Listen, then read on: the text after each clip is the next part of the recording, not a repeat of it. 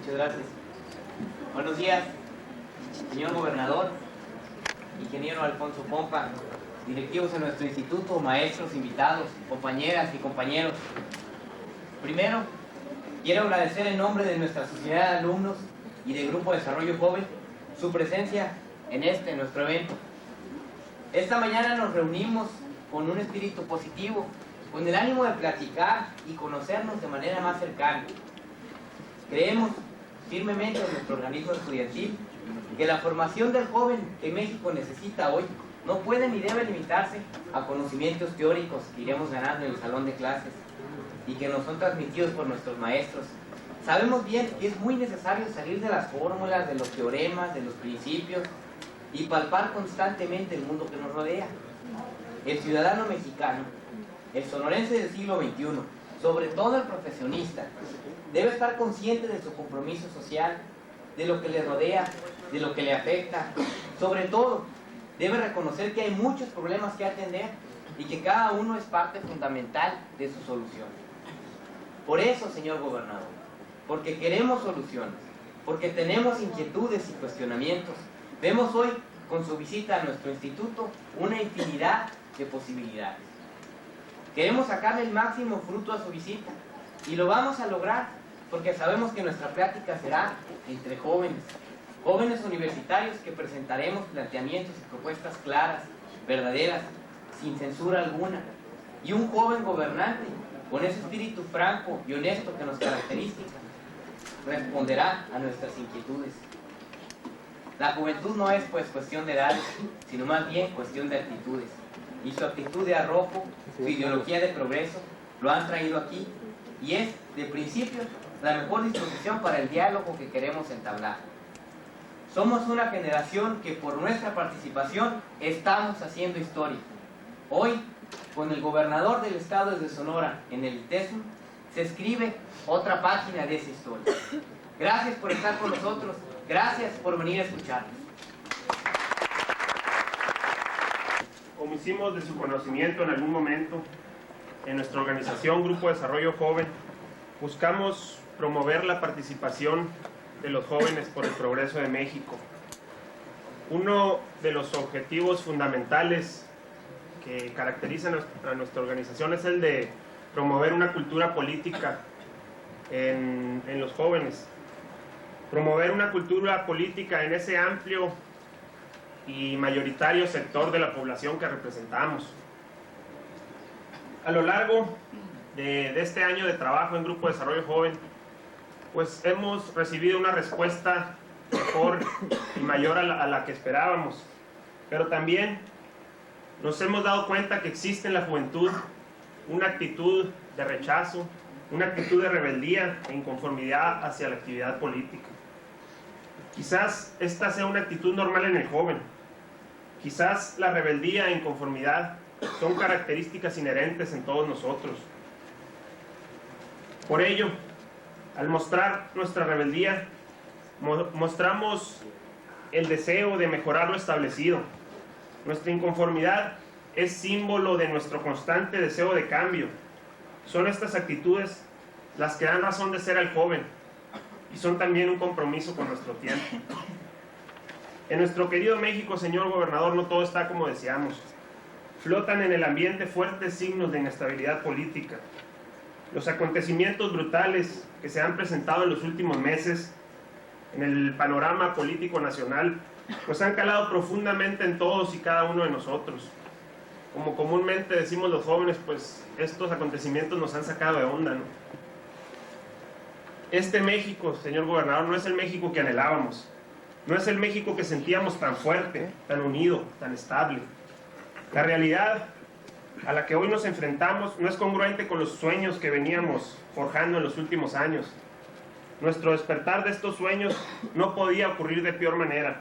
Primero el levantamiento armado en Chiapas, después secuestros a prominentes empresarios, después asesinatos a grandes figuras de la vida nacional, después también nexos de grandes figuras políticas con esos asesinatos, etcétera, etcétera. Todo esto nos abrió bruscamente los ojos a una realidad inesperada. En nuestro México, señor gobernador, existe una gran rebeldía. rebeldía contra el régimen político, contra el régimen económico, contra las instituciones establecidas. Y aunque es justificable y normal que exista inconformidad contra una forma de gobierno y sus acciones, es reprobable desde cualquier punto de vista la manera en cómo han sido expresadas estas actitudes en nuestro país. No es la violencia ni el inconformismo pasivo lo que nos va a llevar a un México más justo, a un México más responsable, a un México donde los jóvenes sientan que existe el ambiente propicio para participar en política. Nuestra rebeldía juvenil nos impulsa a rechazar todas estas muestras de incivilidad política. Queremos un México mejor, es cierto. Anhelamos un México más democrático, pero las condiciones actuales nos llevan a formularnos las siguientes preguntas. Señor gobernador, ¿cómo podremos recobrar la confianza de los jóvenes y en general la sociedad civil hacia nuestras instituciones? ¿Qué nos recomienda que hagamos los jóvenes para acabar con esas antiguas y equivocadas formas de hacer política? ¿Qué debemos hacer los jóvenes para que nuestras propuestas sean realmente escuchadas y sobre todo atendidas? Señor gobernador, usted es joven y sabemos que entiende a los jóvenes. Agradecemos enormemente las respuestas que usted nos brinda al respecto, así como el que nos haya acompañado a dialogar con nosotros. Muchas gracias. Hospitalidad, amigos todos de esta sociedad de alumnos del Instituto Tecnológico de Estudios Superiores de Monterrey, en este ya muy prestigiado campus Sonora. Primero, deseo manifestarles mi agradecimiento por esta cordial invitación. La verdad es que, como consta en actas de la sociedad de alumnos, la habíamos postergado un poco. Habíamos tenido encuentros anteriores, pero nunca esto que bien señala Víctor ahorita, el inicio de un diálogo sumamente saludable. Rescato que la última vez que nos quedamos con algunos de los miembros de la sociedad de alumnos en cartera fue hace ya un año, cuando se anunciaba la visita de Luis Fernando Colosio al estado de Sonora y donde ustedes iban a tener una participación muy importante en un diálogo con jóvenes. Y en donde estoy seguro que buena parte de las preguntas que están hechas aquí iban destinadas al entonces candidato a la presidencia de la República sobre la actividad y sobre todo el futuro de la participación de la juventud y en específico de la juventud de Sonora. La rescato hoy con mucho agrado, pero sobre todo con el deseo de poder intercambiar con ustedes impresiones que nos enriquezcan mutuamente. Un gobierno moderno, un gobierno nuevo, debe saber escuchar, pero sobre todo atender lo que se le dice, porque no basta simplemente el que sea alguien que manifieste el tener oídos abiertos hacia las propuestas cuando no existe en la realidad coincidencia entre lo que se propone y lo que se hace. Esto es lo que yo podía decirle a Carlos Fernández sobre lo que él habla al respecto de ese gobierno que desea quizá que pase de la construcción de diversas comisiones para atender los reclamos de la comunidad a tener soluciones para los problemas de la comunidad. Diríamos, queremos menos comisiones y queremos más soluciones. Eso es lo que hoy demanda no nada más Sonora, sino México en su conjunto. Esa es la nueva cultura política que nos debe de asistir a todos y lo que en realidad podría enriquecer la participación de quienes estamos hoy aquí reunidos. Coincido plenamente con lo expuesto por Ricardo Dávila. No obstante, yo quisiera hacer alguna precisión. Yo creo que que él llama rechazo de la juventud hacia la actividad política debería de hacerse la puntualización correcta. yo estoy convencido que ustedes, más que todo lo que rechazan es el mal quehacer político, el pernicioso quehacer de la politiquería. Porque todos en su conjunto, o todos en nuestro conjunto, estamos interesados en lo que acontece en la vida política nacional, que nos afecta. Afecta en lo personal, a nuestras familias, a nuestro estado y a nuestro querido país. Si nosotros somos, sin vanidades o expresiones demagógicas, patriotas, debemos de entender que nuestro patriotismo o nuestra patria necesita de la participación de toda su juventud, pero más que todo de una participación responsable, con objetivos precisos y con un destino que se llame el beneficio, el progreso de nuestro país. Este rechazo al mal quehacer político, a la politiquería, nos hace mucho daño. Debemos de rescatar el verdadero quehacer político, y ahí es donde ustedes tienen mucho que hacer. Nosotros, en nuestro espacio que hemos podido construir con mucho esfuerzo de participación, estamos haciendo lo que creemos necesario y prudente. En ocasiones se habla de que, por ejemplo, el gobernador del estado responde a todas las preguntas, a todos los cuestionamientos, y es capaz de agarrar un fierro ardiendo.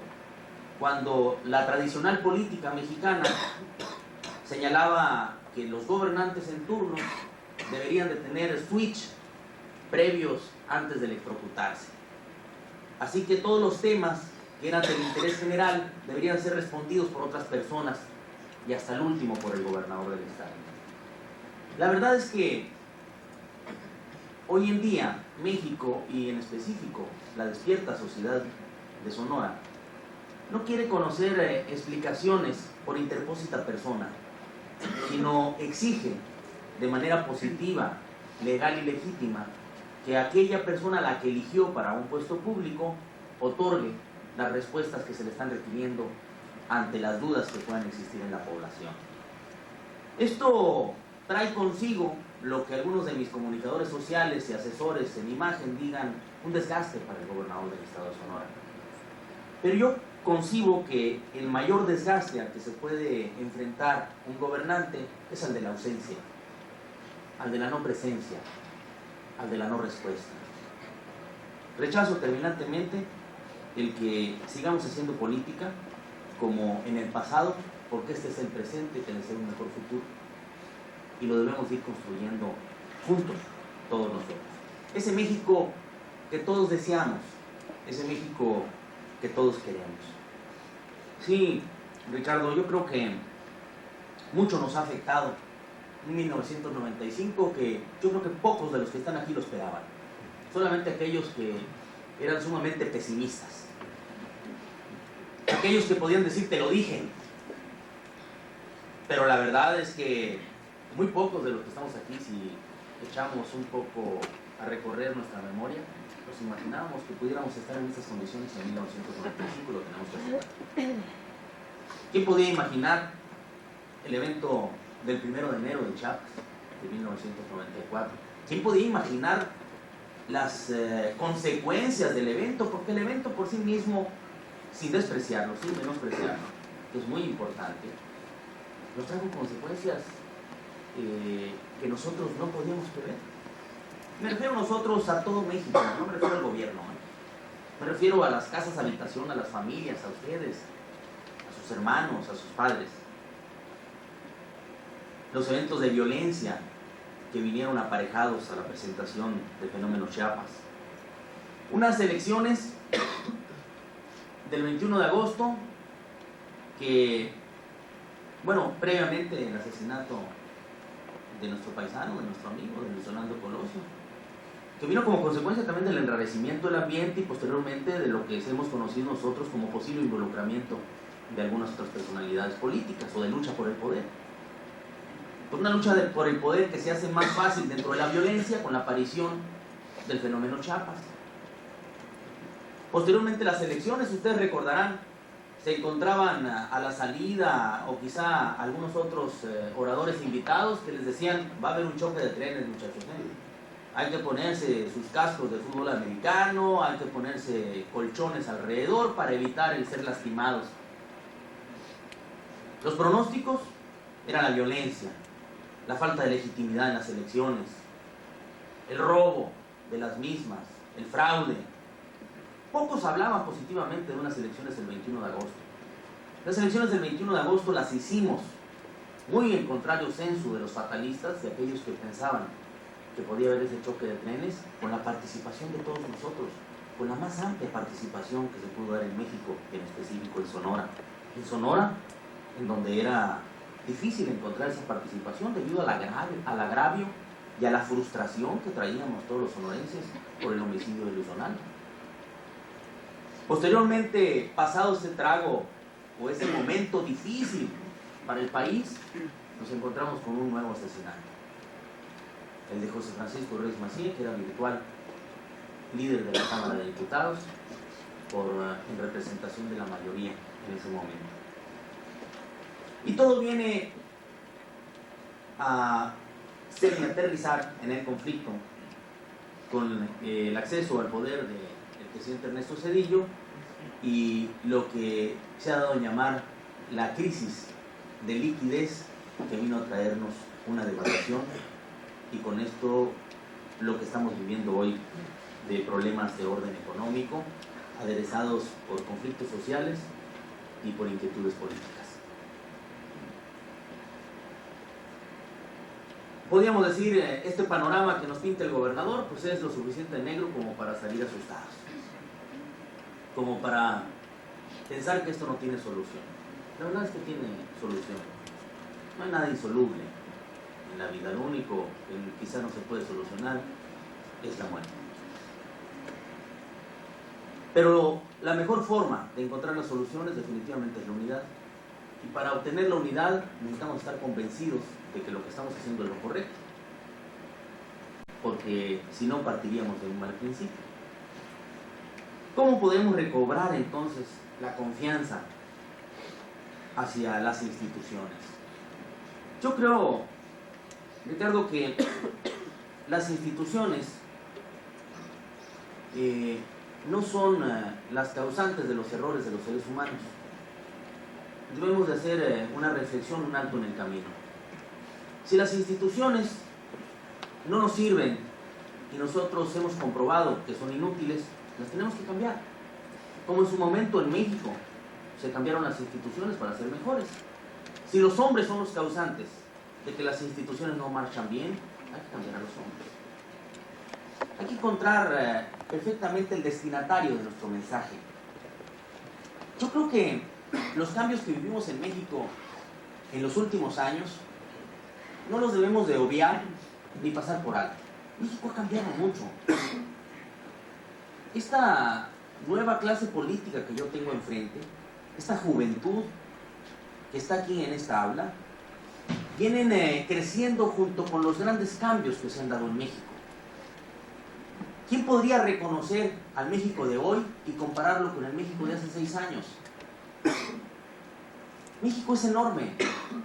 México ha vencido tabúes, ha transitado dentro de las transformaciones mundiales a la vanguardia.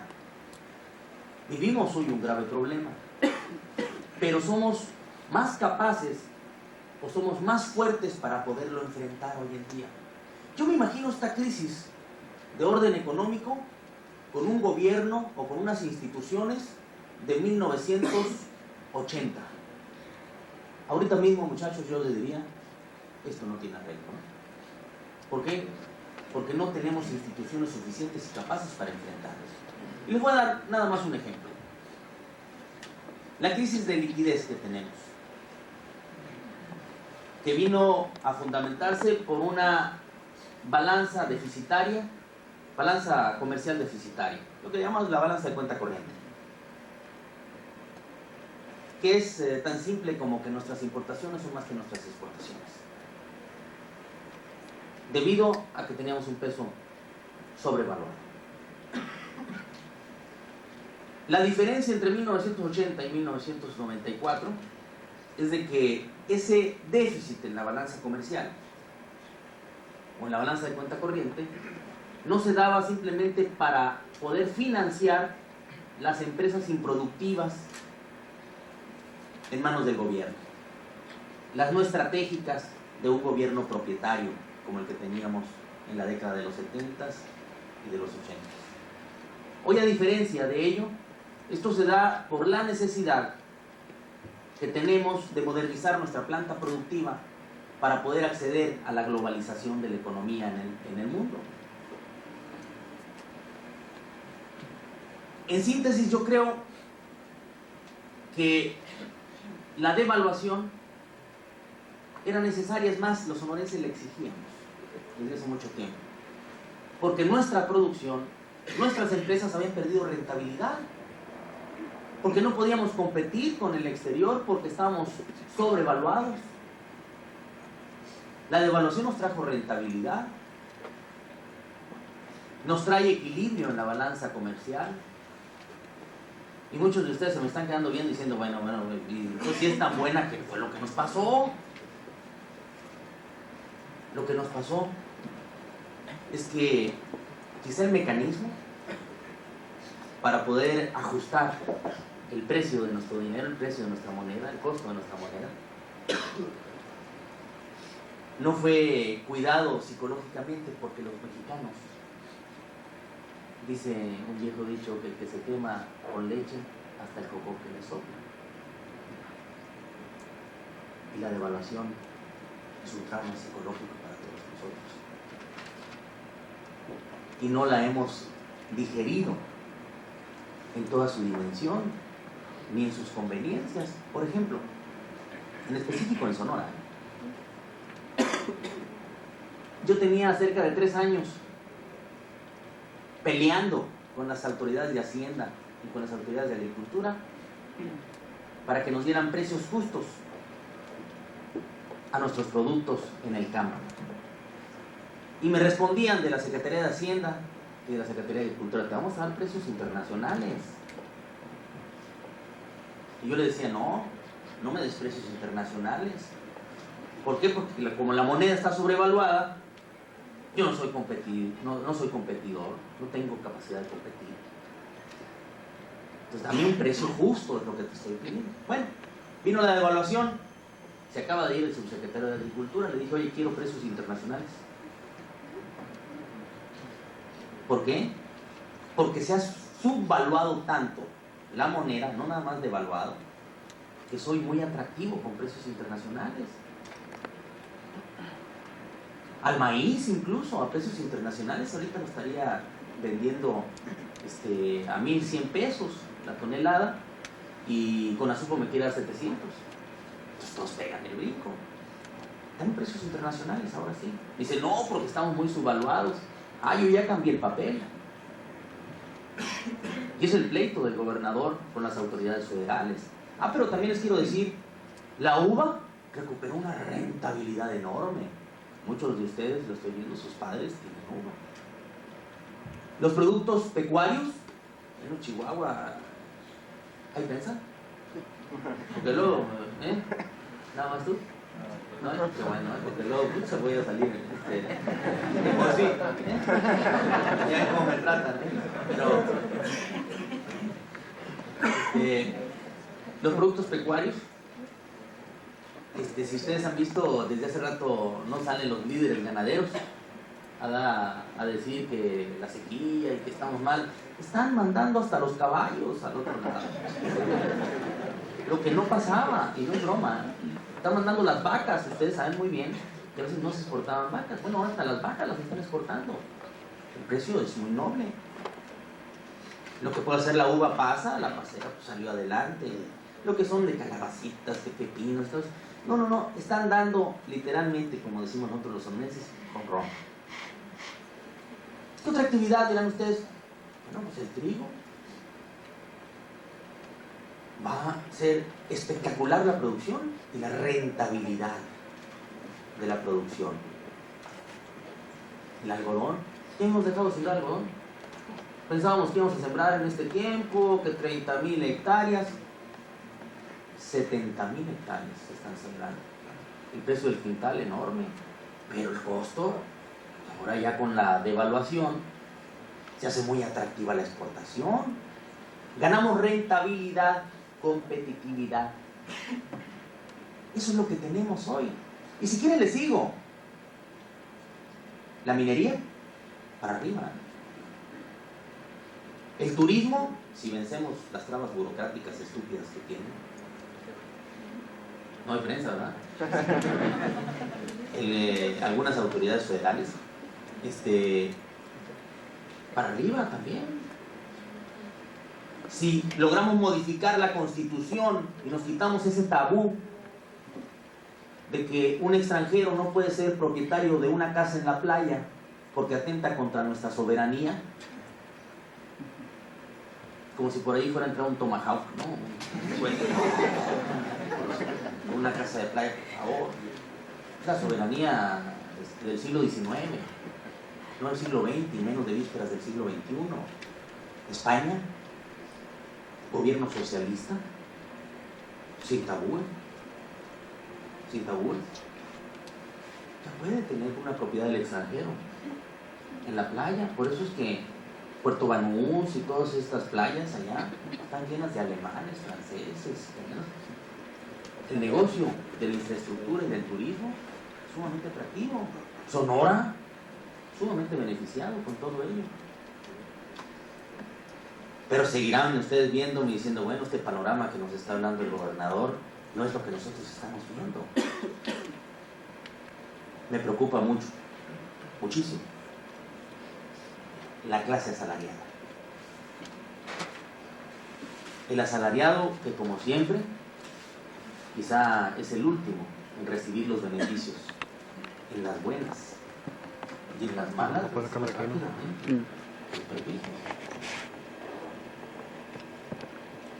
Por ello, lo importante de que nosotros podamos enriquecer esto que Ricardo decía, las formas de hacer política. ¿Cuáles serán nuestras formas de hacer política? Es la participación decidida en la política. Partidaria o no, ¿qué importa? Pero participación política. Y que nuestras propuestas sigan avanzando. De ahí me salto un poquito. Me salto a la 3 para poderlo complementar y hacerlo más ágil para permitir todavía preguntas y respuestas en las que podamos enriquecer todavía más el diálogo. De ahí me salto a lo que nos decía nuestro amigo Pano Salido. Bueno, entonces, ¿qué vamos a hacer con la economía? Bueno, vamos a cuidar, Pano, que todos estos beneficios a lo macro, a lo productivo, puedan reflejarse en lo micro, en lo asalariado. Tenemos que cuidar nuestra planta de empleo. Hoy, sigo insistiendo, si me van a aparecer mañana en la prensa, hubo aquí. Hoy progreso para el asalariado es conservar su empleo. A esos niveles estamos. Sonora va a ser uno de los estados menos impactados por la crisis, por su alta productividad y competitividad. Eso no quiere decir que no vayamos a tener problemas. Vamos a tener problemas, pero los vamos a enfrentar con mayor éxito que otro estado de la República. Las empresas, ¿cómo van a hacerle frente a estas altas tasas de interés?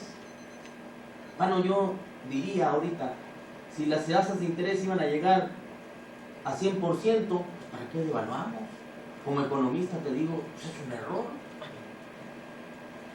No, lo que pasa es que esto se salió de control. Muchos de ustedes estudian economía. Ustedes saben que la búsqueda de la rentabilidad se podía lograr mediante las dos fórmulas. Con la devaluación no deberían de haber salido hacia arriba las tasas de interés. Las tasas de interés deberían de haberse quedado abajo. Es una locura tener unas tasas de interés así. Lo que pasa es que hay mucha especulación. La misma especulación que nos hizo a nosotros entrar en este proceso, los capitales de la especulación, que ahora tanto los golpeamos como si fueran esos los culpables de todo lo que nos está pasando. No es cierto, los capitales de la especulación existen en todo el mundo. El dinero no tiene patria. A donde se le convoque llega, siempre y cuando le paguen, y le paguen bien, y le aseguren su dinero. Tenemos que buscar mecanismos como los que estamos encontrando a nivel nacional. Yo acabo de venir de México, llegué anoche,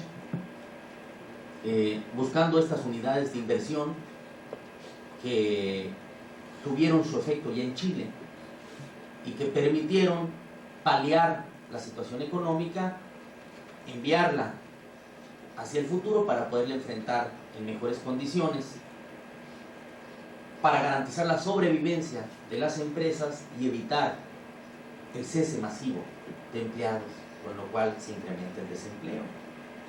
Es una medicina amarga, Pano, y es una frase que ya acuñó el presidente Zedillo. Yo quisiera saber si son dulces los frutos.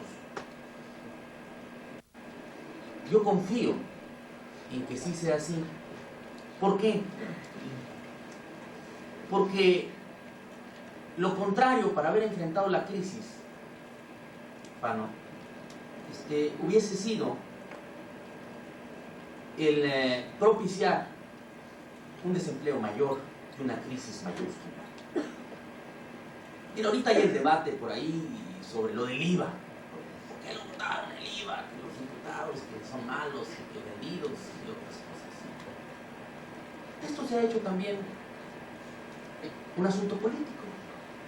Aquí es saber quién pesca más en la confusión. Yo no he escuchado a uno de los que dicen por qué votaron a favor del incremento del IVA. ¿Cuál es su propuesta? ¿Cuál era la propuesta para incrementar el ahorro? ¿Cuál era la propuesta para equilibrar las tasas de interés? ¿Cuál era la propuesta para que el gobierno pudiera tener liquidez para enfrentar sus compromisos financieros y de servicios? ¿Cuál era la propuesta para no aumentar la inflación? Porque la inflación es el mayor impuesto o el más injusto impuesto que paga la población. Ese sí es impuesto. Si nosotros no controlamos la inflación, el que sale perdiendo más otra vez es el asalariado. ¿Cuál era la propuesta, pues? No, se ha hecho esto un motivo político. Esos fueron, ellos votaron. Irresponsable. Incluso. Pensando que muchos de nosotros no somos capaces de discernir entre lo que es la verdad y la manipulación. ¿A poco creen que es muy bonito para algunos de los legisladores decir, pues yo voto a favor el 15, o es nada más por simple disciplina? No, hombre, lo más fácil es decir, mejor no lo voto. Que nos hubieran consensado los impuestos. Pues, ¿por qué se llaman impuestos? Pues por eso. Porque no se consensan. Porque siguen o tienen como destinatario un manejo de orden económico de un país que tiene problemas. Por eso son impuestos. Lo más incongruente es que se vote a favor por muchos de los partidos políticos el plan económico, el acuerdo de emergencia, porque lo votaron en la Cámara de Senadores y en la Cámara de Diputados a favor, y después se opongan a lo que es este ajuste momentáneo. Yo creo que sí hay un error en el planteamiento. El error es, sí es cierto que necesitamos estimular el ahorro, que necesitamos garantizarle al gobierno que tenga liquidez para poder cumplir sus compromisos financieros, siga prestando sus servicios en buen nivel, pero no es menos cierto que me estás diciendo que si esto lo logras en este año, se equilibran las finanzas y entonces no tienen por qué tenerse el mismo el año que entra. Esto es una gracia por un año. Así debería haber sido, como así lo es, porque cada año se conoce la ley de ingresos y tendrá que verse si esto funcionó, y si funcionó bien, hay que reducirlo, y si funcionó mal, hay que pensar en otras cosas, que es muy importante. Así es la política económica y así es el gobierno. Pero, por ejemplo, al respecto de lo del IVA, no se ha dicho mucho. Primero, que la zona fronteriza, por ejemplo en Sonora, no tiene variación. sigue siendo igualito, al 10%, incluido Cananea, Eso no se ha dicho. No se ha dicho que la tasa del IVA va a permanecer en cero. ¿Sí? En 0% al consumidor final de los alimentos procesados y de las medicinas. Eso no se ha dicho. O no lo han querido decir, o no han sabido algunos otros en decirlo. Porque esto va a evitar que erróneamente se repercuta el impuesto al consumidor final. No se ha dicho que el productor agropecuario, que nosotros somos productores agropecuarios. Eso a mí cuando me consultaron algunos de los legisladores, oiga, ¿qué vamos a hacer? A ver, déjame ver el paquete completo. Si va a beneficiar a Sonora o no lo va a beneficiar. El sector agropecuario sigue permaneciendo a tasa cero. Eso es lo que más me importa a mí en el estado de Sonora. Mis sectores productivos. El sector agropecuario sigue a tasa cero, que es una clara medida de aliento al sector agropecuario, al sector rural y a los consumidores de estos productos, porque definitivamente repercuten en la mayoría de la población. No se ha dicho que la otra opción para poder tener mayor liquidez del gobierno sería haber aumentado el impuesto sobre la renta. Peligrosísimo, porque ese sí le pega a la producción, le pega a los productores fuerte. El IVA no, el IVA se va hacia los consumidores. No se han dicho muchas cosas. Tampoco quiero decirles que estoy muy contento con que se haya hecho. Yo creo que estaría más contento si no hubiera pasado nada. Estaría feliz con que no necesitásemos tomar esa medicina amarga. Estaría confiado en que tendríamos mejores alternativas todavía si no hubiese aparecido Chiapas, si no hubiésemos tenido asesinatos, si no hubiésemos tenido tantas contingencias en el país. Yo creo que México, y en específico Sonora, tiene mucha oportunidad para salir adelante de la incertidumbre. Definitivamente nuestra actividad no debe ser los lamentos, no debe ser la persecución, quiénes fueron, a quiénes colgamos, un ambiente de linchamiento generalizado. Ya no quiero soluciones, quiero culpables. No, pues eso no es el ofrecimiento que se le puede hacer a una clase joven, a una juventud como ustedes, que están en la búsqueda de alternativas mejores para funcionar mejor dentro de este país. Y yo creo que para ser mejores en este país, nuestra verdadera apuesta, además de todos estos detalles de carácter económico, de apoyo a la producción, de estabilidad política, de hablar con la verdad, de enfrentar los problemas, es, como bien lo dijo Armando Navarro, la educación. La educación en nuestro país, la educación en nuestro estado. Eso me preocupa mucho. El gobierno del estado de Sonora, a diferencia de muchos otros, dedica más del 50% de su presupuesto a la educación. Porque creo que es el principal patrimonio que nosotros debemos de salvaguardar. Ustedes saben que Sonora es la vanguardia a nivel nacional. Nosotros tenemos como promedio 9 años de educación. Eso quiere decir que cualquier sonorense mínimamente tiene 9 años promedio de educación. La media nacional es 5. Nosotros hemos hecho un gran esfuerzo por abatir el analfabetismo. Vamos caminando rumbo a la modernización de la educación. No obstante que hay muchos todavía, Armando, que pueden quedarse sin alternativa, la verdad es que las alternativas han crecido, incluida la gran modificación que hicimos desde el inicio del gobierno hacia la Universidad de Sonora, que ya no era alternativa. Este cambio ha sido muy importante, sobre todo por los que tú estás peleando, por lo que tú estás diciendo. Aquellos jóvenes entusiastas de escasos recursos que necesitan alternativas hacia la educación. Es obvio que esa educación pública, que se mantiene con el dinero de todos ustedes, con el IVA, con los impuestos de todos nosotros, la debemos de dirigir pero no de manera arbitraria por parte del gobierno, sino por parte de quienes mejor piensan cómo podemos construir un estado de Sonora de vanguardia, un estado de Sonora mejor.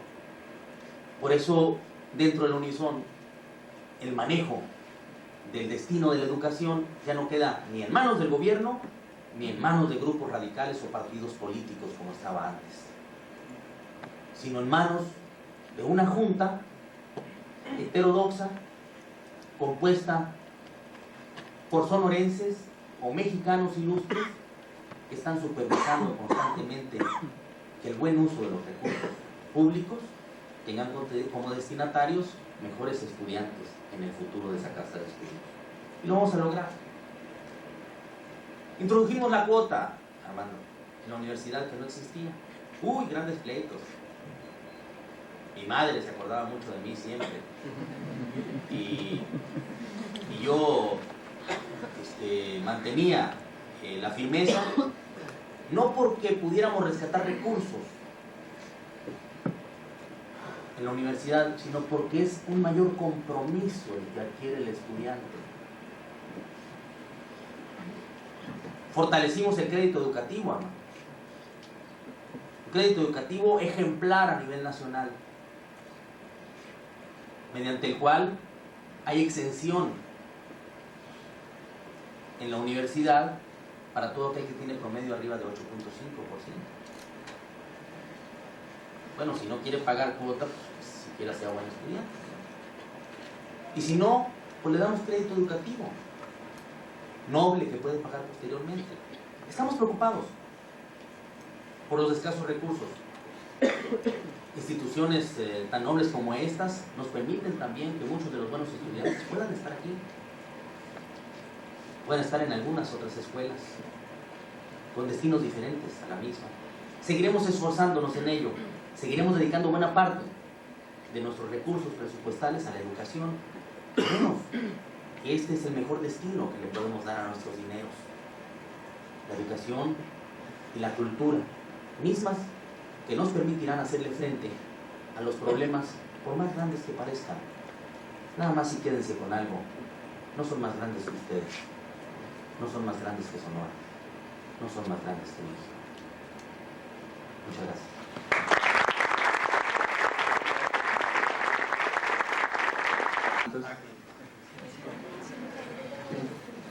Claire Rosas tiene la primera pregunta. Buenos días. Ya que estamos hablando sobre educación, mi inquietud es la siguiente.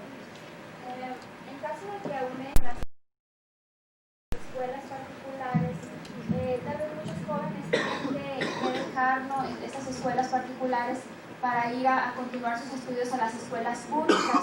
Entonces, mi inquietud es si estas escuelas particulares están preparadas para recibir a los alumnos que van a recibir de las escuelas particulares. ¿Las oficiales, dices? Sí. Ajá. Sí.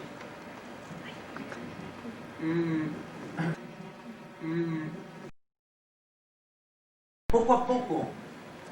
¿Cuál es tu primer nombre? Claire. Claire. Poco a poco, Claire, México, y como Vanguardia Sonora, va a tener que ir ajustando su oferta educativa, de tal manera que la vayamos decantando entre lo que podemos ofrecer técnico y después social. Si tú dijeses en este momento: oigan, todos los alumnos que están en el Instituto Tecnológico de Estudios Superiores de Monterrey podían ser asimilados con la oferta que dan, no podrían ser asimilados. No podrían ser asimilados sin un esfuerzo mayor que pudiera hacer el gobierno. Yo creo que buena parte de lo que hoy hemos podido construir a través de todo México es lo que se ha hecho también en el mundo.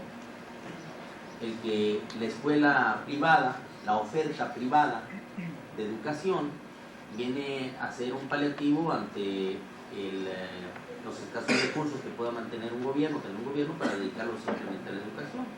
Con esto vamos acomodándonos para presentarle mejor respuesta a esa demanda.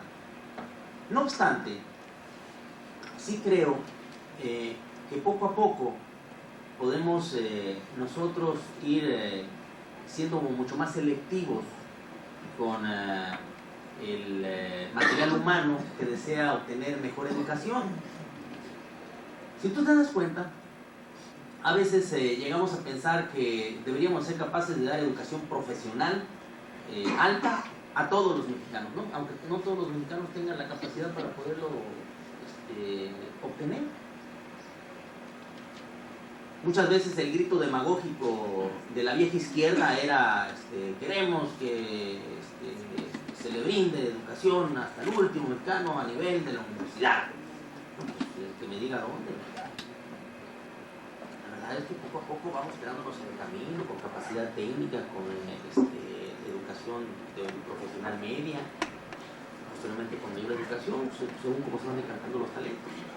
Pero además, para mí resulta muy atractiva la educación privada, porque si el gobierno, al utilizar sus recursos presupuestales que vienen de los impuestos, tiene que ubicar el destino de la educación que más necesita, por ejemplo, es absurdo que sigamos teniendo en las universidades públicas una oferta indiscriminada y sin límite para tener abogados, ¿no?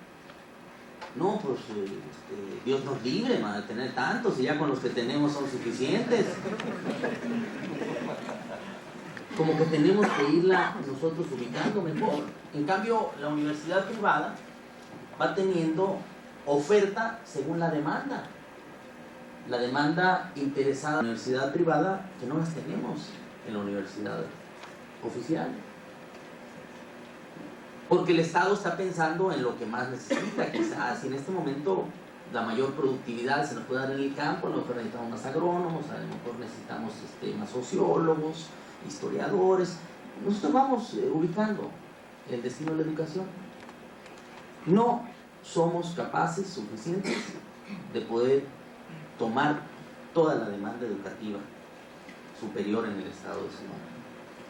Sí somos capaces en su conjunto, la sociedad, de poderla atender.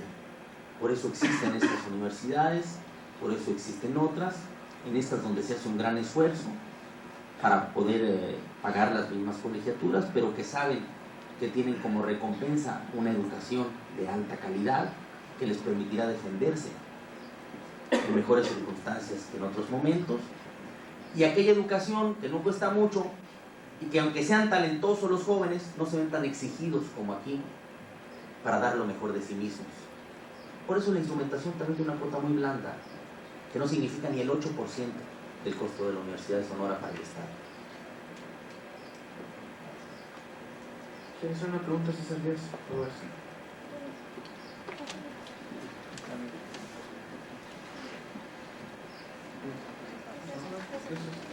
No, señor gobernador, más que una pregunta, quiero aprovechar esta tribuna para hacerle una muy atenta invitación. Es iniciativa de la Sociedad de Alumnos de este instituto, la organización del primer Congreso Regional Proyectando México en Mañana, cuyo principal objetivo es despertar en el joven un sentimiento de solidaridad y compromiso real con el presente y futuro del país. Es entonces, ante esta tribuna, que aprovecho para, en nombre de la Sociedad de Alumnos del Instituto Tecnológico de Estudios Superiores de Monterrey, Campus Sonora Norte, el que nos brinde la oportunidad de contar con su presencia en el acto inaugural de este evento, que habrá de realizarse en el mes de abril en la ciudad de San Carlos, Nuevo Guaymas. Y pues de veras sería un honor para todos nosotros el contar con su presencia. ¿En San Carlos? En San Carlos.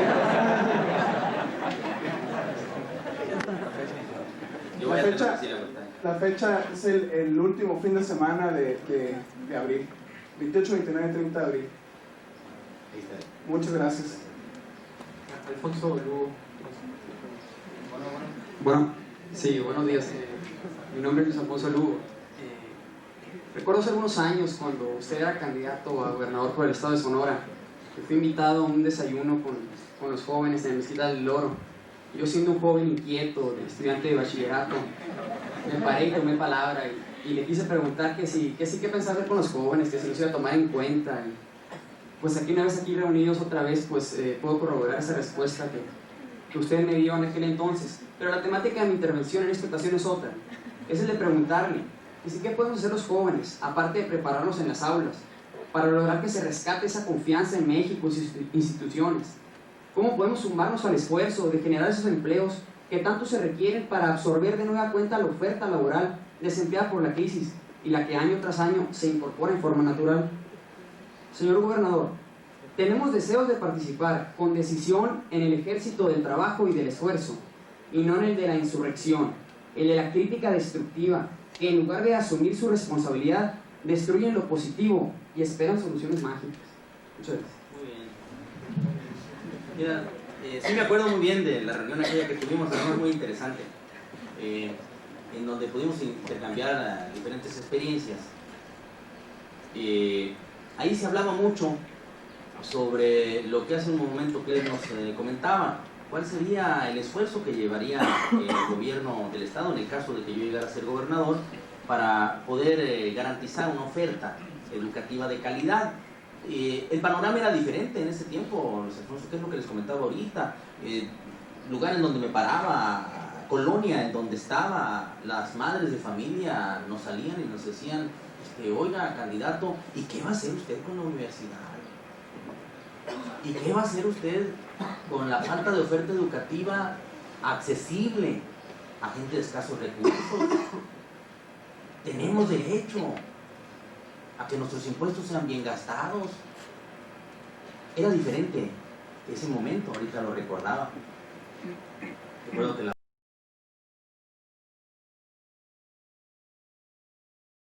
en el año del 92, nos salieron injustificables 150 mil millones de viejos pesos. Porque nadie puede entrar a hacer una auditoría en la universidad. Nadie sabe cómo se gastan los impuestos. Nadie sabía, más bien. Uy, se me quiso venir el mundo encima, ¿no? Hicieron huelga, me hicieron un paro allá en el Distrito Federal. Me hablaba Camacho, me decía, oye, aquí tengo yo que un paro. Tenía la culpa que quisiera ser presidente.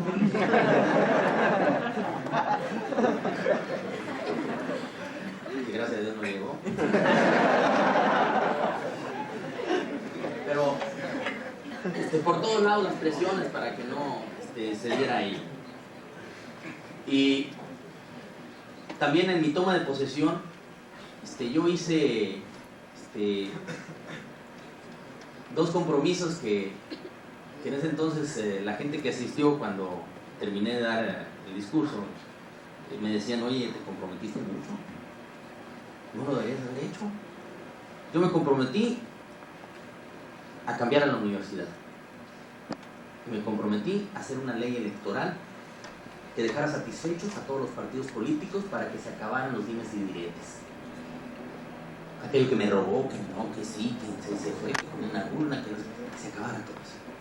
Me dijeron, oye, es mucho compromiso. Nosotros hemos querido hacerlo a nivel nacional y no lo hemos alcanzado. Bueno, Sonora, al año de 1994, tenía una nueva universidad, nueva ley orgánica y tenía una ley electoral de consenso. La votaron a favor hasta el PRD, eso ya es mucho. Y lo hicimos conscientes de que era necesario para cambiar el Estado. No obstante, de todas maneras se nos presentaron conflictos en las últimas elecciones, que no, que huelga de hambre, que el otro, el que no admite, que perdió. Pero eso es muy humano. Y sobre todo venimos arrastrando una práctica negativa. A veces a mí me entristece, no obstante las dificultades que estamos viviendo, ver tanto negativismo a veces en alguna prensa. Ya uno, como un amigo mío, dice que él ya abre los periódicos como cuando está jugando póker, ¿no? Los abre así, con cuidado, ¿no?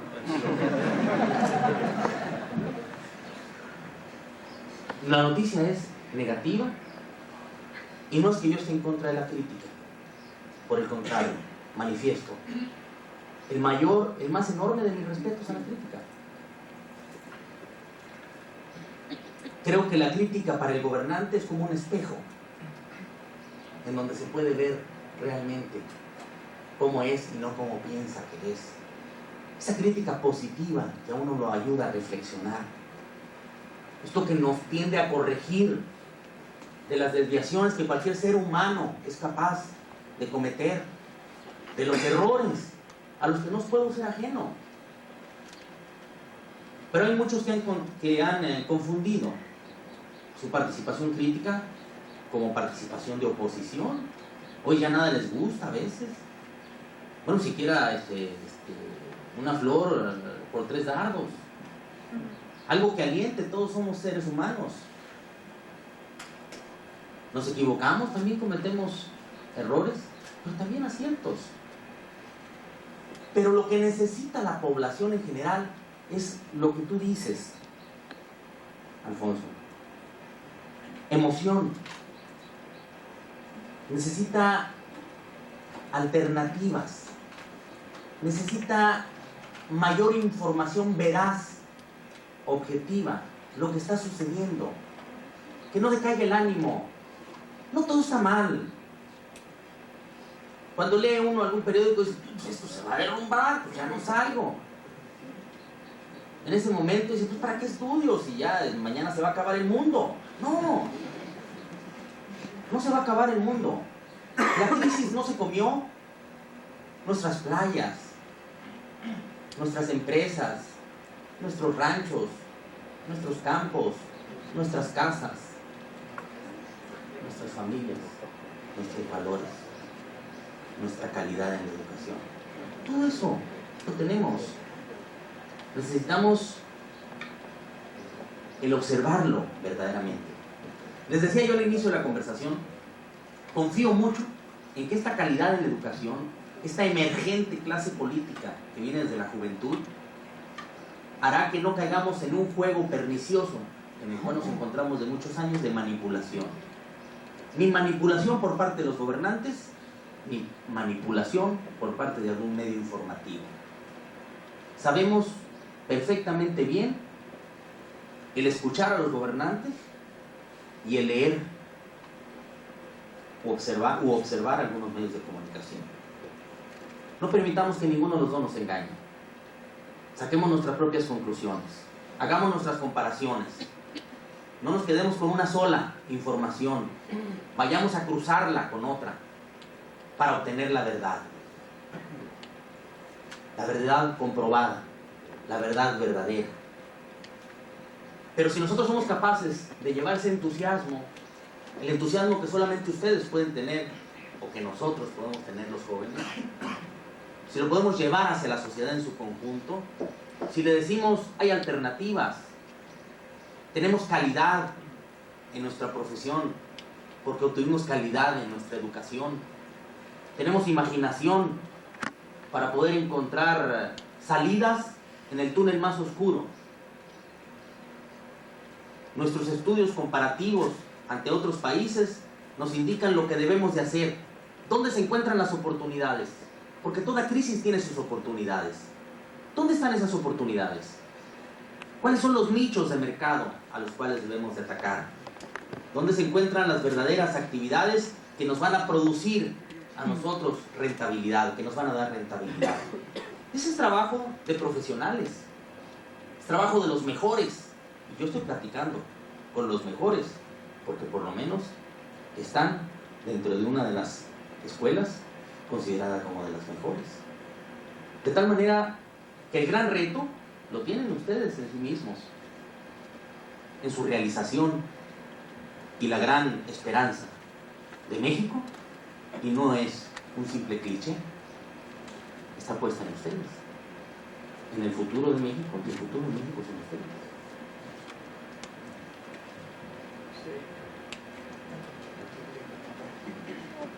Héctor Jiménez.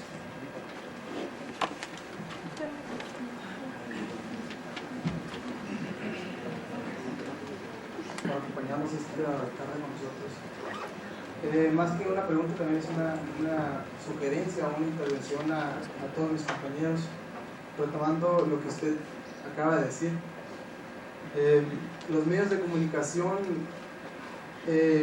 con el propósito de aumentar sus ventas o o de hacer más atractivo lo que venden.